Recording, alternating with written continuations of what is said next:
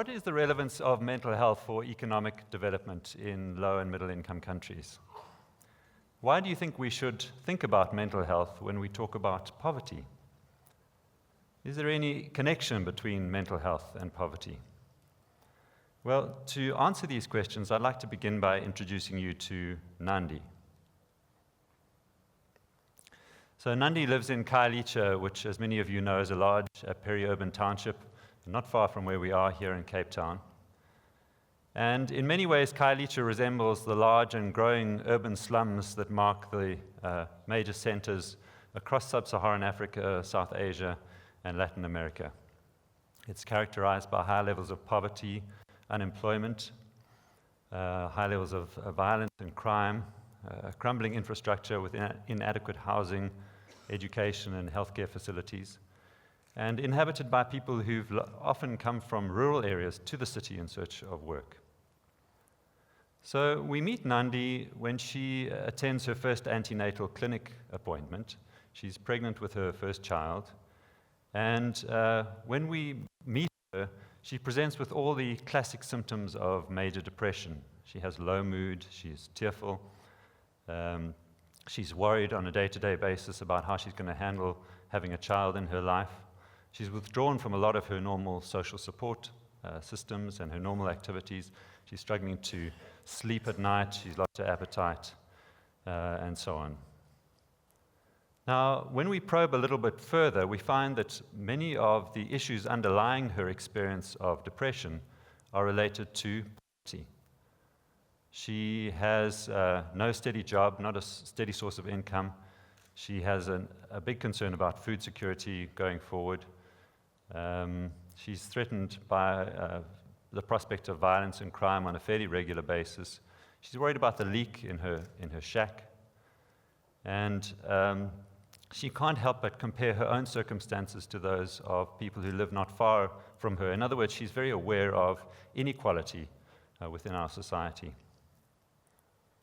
Now, the irony is that although Nandi feels terribly alone, she's actually not alone. Between 20% and 33% of women who attend antenatal clinics in Khayelitsha have been found to suffer from major depression or acute psychological distress. So that's 1 in 5, or in some studies, 1 in 3 women. And these problems of maternal depression have impacts not only on the mother, but also on the infant's development, and this has been shown in a number of studies from countries around the world. More broadly, there are around 350 million people who live with depression, and most of those individuals live in low and middle income countries, as you can see on this slide. It's predicted by the year 2030 that depression will be the second leading cause of health disability in the world, and around 866,000 people commit suicide every year. So I undertook my training as a clinical psychologist in the mid-1990s, and during the course of my training, I met many Nandis. I met people whose experience of mental illness was completely enmeshed or intertwined with their experience of poverty and social adversity. And I remember being very struck by this at the time. I was also struck by the reality that those who have the most needs for mental health care often have the least access to care. And so I took a decision fairly early on in my career to devote my efforts, instead of seeing one client after another, to trying to strengthen mental health policy and services and systems to provide care for people like Nandi who have very little access to mental health care. In the years after I qualified, I got a job working on a research team at the University of Cape Town, developing the first post-apartheid norms for mental health services in South Africa. And on the strength of that work, I was invited in the year 2000 to do some work for the World Health Organization, where I worked for about 5 years. And I joined a very dynamic and exciting team of international policymakers, practitioners, and researchers, developing policy guidelines to try and help especially low and middle income countries to give greater priority to mental health and plan adequately for community-based, evidence-based services. But this issue of the link between poverty and mental illness continued to both trouble and also intrigue me. And so in 2005, I returned to UCT, where I'd studied, and joined a research team on a project called the Mental Health and Poverty Project. And as part of this work, I led a large systematic literature review to explore the relationship between poverty and common mental disorders, that is, depression and anxiety disorders, in low and middle income countries. So what is a systematic literature review? Well, essentially, it's a study of studies. So instead of going out into the field and gathering data from study participants, we try and survey the research that's already been done. We look for published studies to try and develop a definitive answer to a particular research question. And in this case, our question was, is mental illness associated with poverty in low and middle income countries? So what did we find? Well, we found quite a few studies. We found 115 studies from 36 countries, and we found actually quite a consistent pattern, that despite varieties in the way in which poverty is defined, there was a consistent finding that, yes, people who live on lower socioeconomic positions or in poverty have increased risk for mental health problems. And this was true across the life course for adults, and it was true in urban and in rural areas. Now, it's important to point out that this doesn't mean that all poor people have mental health problems. Neither does it mean that the rich don't have problems. What it does mean is that the risk for developing a mental health problem is greatly elevated among people who live in poorer communities, and that those social and economic risk factors combine with genetic risk factors to lead to the manifestation of a mental illness in a particular individual. Now, we were quite intrigued by this and really wanted to take it to the next level, which is to then ask the question, well, which comes first? Does poverty lead to depression, or does depression lead to poverty, for example? Well, broadly, there are two causal pathways that link mental illness and poverty. On the one hand, there is the social causation pathway, and according to this pathway, people who live in circumstances of poverty have increased risk for mental illness. Why? Because they live with the constant stress of food insecurity and income insecurity.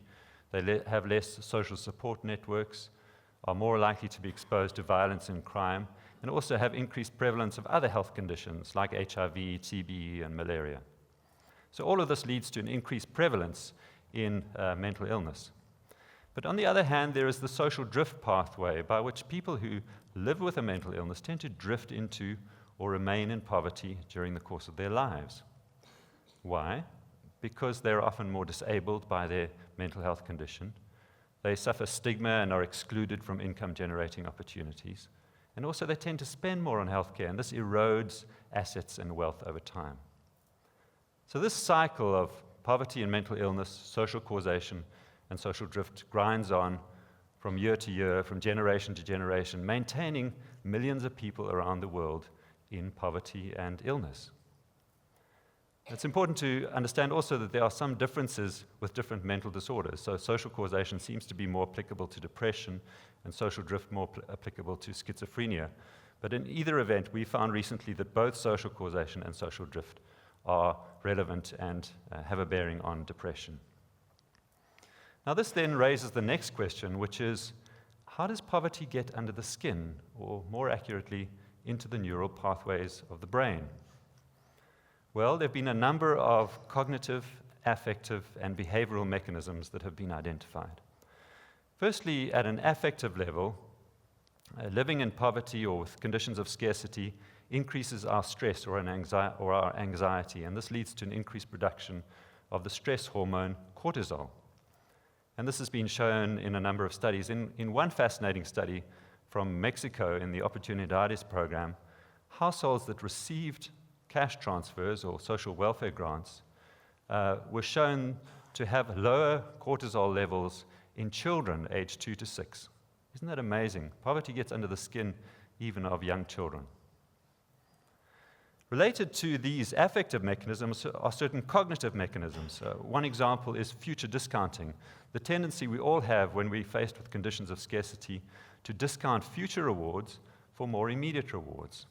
So, for example, Nandi, given the choice of receiving $5,000 in 6 months or $1,000 now, would almost certainly choose $1,000 now.